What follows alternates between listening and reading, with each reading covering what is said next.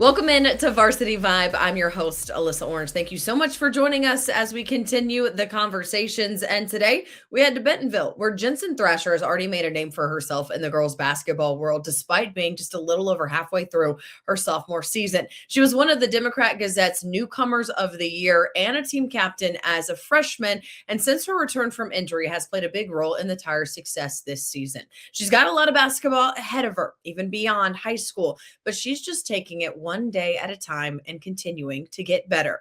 I hope you enjoy my conversation with Jensen Thrasher in this week's Courtside Chats.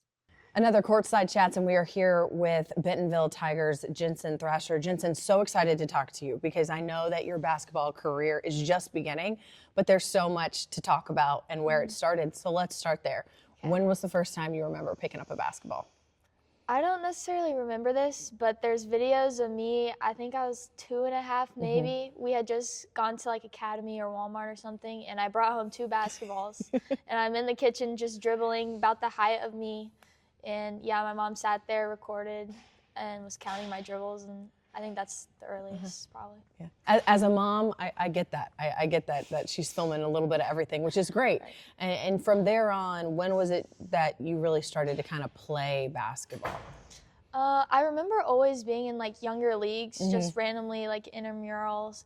And I think really when I got really serious was probably my 7th grade year. I started training really consistently and was pretty happy with my progress, and that summer was really fun too. So, yeah. There has to be a part that you're like, okay, I'm good at this. Like I'm good. I want to dedicate my time. I want to, pursue this and see where it takes me. Yeah, I'd say probably like 7th, 8th grade year or summer before my freshman year. I got my first offer, which is really big confidence boost and definitely wants to make you keep playing. And probably that, and seeing my friends, Easton McCullough is a great player. She got an offer really early, and just seeing how like that is a goal we can reach. It's really cool. You talk about being really cool. I think it's really good for the sport of girls basketball. When you have you and Easton and a lot of girls that you play flight with help continue to grow the game for the girls specifically here in the state of Arkansas. And so let's talk about being on a competitive team like that with a lot of girls who then you have to turn around and play when you're in high school against. What is that environment like to be around so much talent? It's really fun. Yeah. Going onto the team, it's going to be really competitive and challenging, but that's what you're there for. And I think Gage, our coach, does a really good job of getting a group together every summer. And that is mainly where you get like the coach's attention, and it's really fun, high competitive games. Talking about basketball, girls basketball coming together, it's really fun to see these huge games and then like them getting posted on Instagram and going viral, and you're there too, so it's really cool. How has it made you a better player? Definitely the development. Summer, there's a lot of extra time, and getting in the gym with Gage and that team, he's all about development, so he really helps with that. And just getting in a different pace. Summer ball is like really fast and different from school ball. You don't get to scout for the teams. You have to go out there and play by yourself, so yeah. You mentioned Easton, who is another name I know a lot of people around the state who follow women's basketball and girls basketball know. When you are playing on teams like that with girls like that, how much of it is a balance between just being a teenager and having fun? Like I was on a travel softball team my whole life. I get that, right? So there's so much fun outside of the basketball. How has that been for you? That is also the fun part. Yeah. We talked about Easton. She's really fun to play with. We've been playing with each other for so long, probably since 4th grade on the same summer team. Yeah. So that's just a lot of fun on and off the court. And we go to some far tournaments and go to some fun places. One tournament was like 2 weeks long, and you really get closer to your teammates during that. Sure. You have to find ways to have fun, but yeah. What's been the favorite place that you have traveled to and played at? That's hard. I like the 2-week tournament because there's a break and we get to go shopping or go to an amusement park or I'm not sure. I like shopping, so anywhere with like an outlet mall close to our hotel, I'm there. Yeah. So. Where was that 2-week one? Is that the Ohio one? That was Ohio. In Ohio, yeah. We played in a softball tournament that was in Minneapolis, right outside the Mall of America. So you better Yes. believe we did a lot of Yes. we did a lot of shopping. My dad was our softball coach, and he was like, "Girls, what are you doing?" I was like, "We're going shopping." He's like, "We got a Yes. break." So Is it? it's a lot of fun. Yeah, I think Texas does that. Is that where the Galleria Mall is? That is, yeah, That's- in Houston. Yes. Yeah. Yep, that one. That's the one I remember too. Yeah, that was one's good. that's a really Yes. nice mall too. You try not to spend too much money, but you know, Right. girls We're gotta there for shop, girls basketball, gotta- but we're shopping. Yeah. Right, a little 2-for-1 deal. How does that translate then to turn around and come back to your high school and take everything you've done over the summer and that high level play that you're at and now bring it to the high school level? Good question. Is it different? Is obviously the competition's different, but how do you have to adjust your game maybe is what I'm asking? For me personally, I do, because in the summer I handle the ball like a lot. I'm the one, and here I'm the two, so that's an adjustment. And just style of play is really different. Our high school team still tries to be fast, but there's nothing like summer ball, just really fast. And I'd say high school seems to be more of like a team. You run a bunch of plays and you're in practice every day. Summer ball, we still try to get in practice, but it's a lot of more individual, but still winning as a team. What's it like to have to adjust to those different roles? You talk about being the one and then having to turn to the two, but really trying to maybe know every position on the court depending on where they put you. Probably not the 5, but you know. Yeah. I'd say in the beginning it was a little bit intimidating, but my coaches and my teammates make it easy for me. And Yeah, sure. What's your favorite part about this sport? Definitely the people I meet and Okay. just like the opportunities I've been giving. We mentioned shopping and just traveling with basketball. That's always fun. And mainly the girls. I'm still in contact with the summer girls from last year, all through this year, so it's really good. You're going to be friends with them the rest of your life. I'm just telling you that now from Probably, experience. You're yeah. going to be friends with those girls you traveled around with, which is a really unique bond, and seeing them succeed where they do. Speaking of succeeding, sophomore year right now, where are you looking to continue to grow, and where do you think your game can go from where it is right now? Yeah, I think there's always room for improvement. Before my injury, I thought I was performing pretty well, and then just coming back, knowing I have to get back to where I was and farther.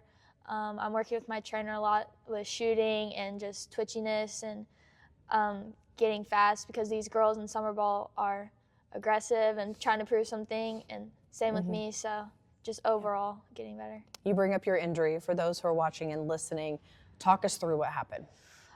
We were in a game, and we were running an inbounds play, and it went to the top of the key.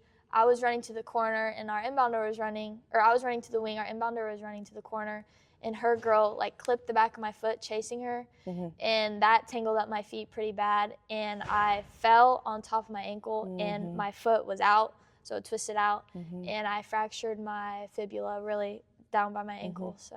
What was that recovery like? I know injuries are hard, mentally and physically. Yes, I don't think that day I thought I'd try to wrap it up and get back to play, and because I had sprained my ankle multiple times before, but I knew something was different, so that was discouraging, and I knew it might be a long journey. And after the X-rays, I had to prepare myself, but I think it could have been way harder. I thought I had a good group around me. I had a teammate I talked to. We had good conversations, and my trainer, my mom, the coaching staff always picking me up and telling me I'm lucky that I can still come back from this, and I just had to think of the positives.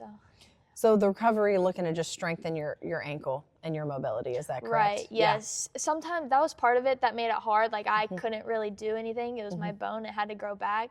Yeah. But I always had a ball in my hand, trying to stay in the gym off the foot. Sure. But yeah, it felt like way longer than it was, though. Sure. Yeah, the good thing is you can always sit and just dribble. That's right. And move things around and work on your shooting techniques and all that kind of stuff. Hey, speaking of, why do you think, or what is it about your techniques that makes you such a good shooter? Such a good shooter, wow. I'm not sure. Just probably consistency, and just once I feel good, just copying it, and getting in the gym gives you a lot of confidence, just making that muscle memory. And you're getting with my trainer. He helps me a lot. We look at film. He videos me shooting all the time, so that helps. When you look at what you have ahead with high school specifically, and then obviously college is going to be the next step for you, how much do you want to grow, and where do you see your game continuing to grow to get you to that point? Unfortunately, I don't think I'm gonna grow height-wise, so I That's really, okay. yeah. I could always hope, but really Fingers just crossed for you. yes, focusing on technique and Yeah. just being a smart player Uh-huh. and being interested in anybody that's interested in me, and Sure. knowing my style of play, not trying to be anything Mhm. more. I like to create gaps and assist. A lot of people like Easton. He's a really good shooter. So probably staying true to myself and staying in the gym. You know, if you had to look big picture, like what is your basketball dream?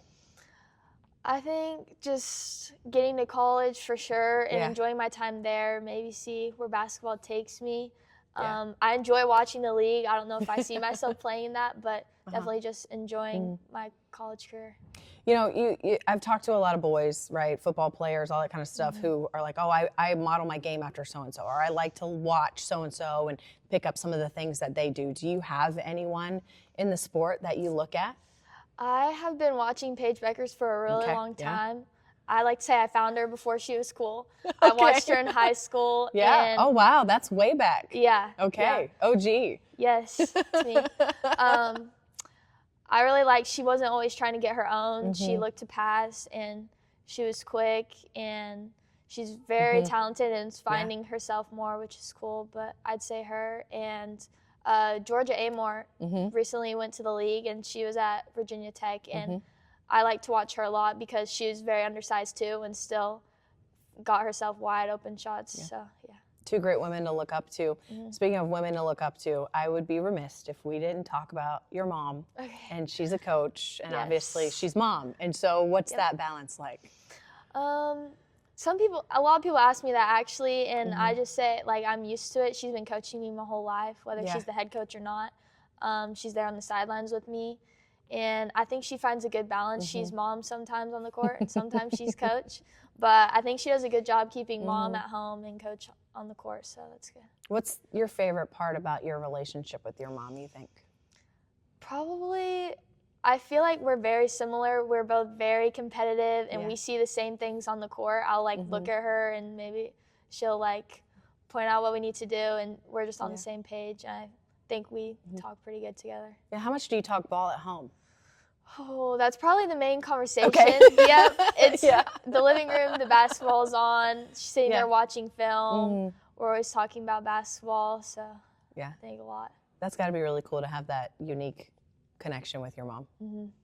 Well, thank you for joining me. Yes, Best of luck thank you the rest for of the year. having You me. have, I mean, you have so much ahead of you, so it's going to be really exciting to see what the next couple of years unfold for you. So we're excited for it. A big thank you to Jensen for sitting down and having that conversation with me. And if you've missed any of our courtside chats, just head on over to our podcast platform or our YouTube, and you can find those there. Great conversations with these student athletes and coaches over the last couple of weeks. And then again, if you've missed any of our conversations here at Varsity Vibe, we want to share those with you. If you missed the one earlier in the week with Northside head coach Ricky Smith, really loved sitting down with him and picking his brain about all of the years of basketball that he's been coaching down there at Northside. So give that one a listen. And we've got some great conversations coming up for you next week as well that we would love for you to check out. So thank you for joining us. Remember to follow us on our social platforms. That is X, Instagram, TikTok, and Facebook. Subscribe to the YouTube channel and subscribe to the podcast. That would mean the world to me. And of course, go subscribe to our newsletter at varsityvibearkansas.com. Thanks so much for joining us. A very special thank you to our sponsors who allow us to do what we do here at Varsity Vibe. We definitely could not do it without them. Have a great one, everyone, and we will see you right back here next time.